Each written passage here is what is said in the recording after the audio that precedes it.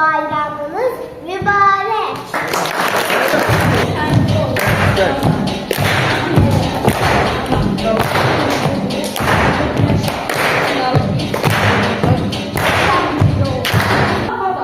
Limonla arvadan mı olar?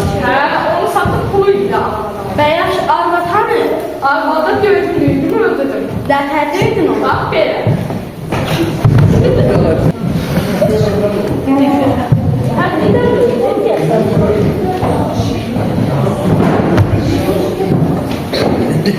Həqiqdən Yok ya bana karnında ne kadar ses geldi. Dur ya artist yerime dur uşakla biz Qız gel. deyilsən durub da.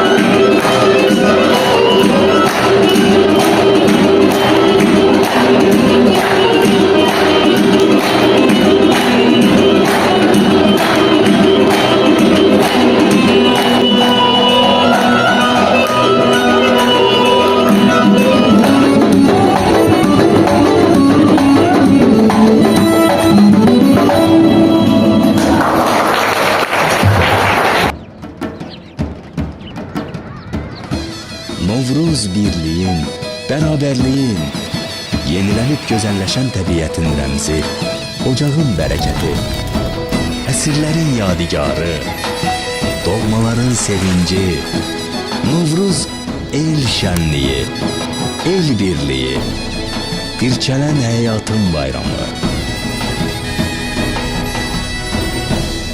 Novruz bayramınız mübarək.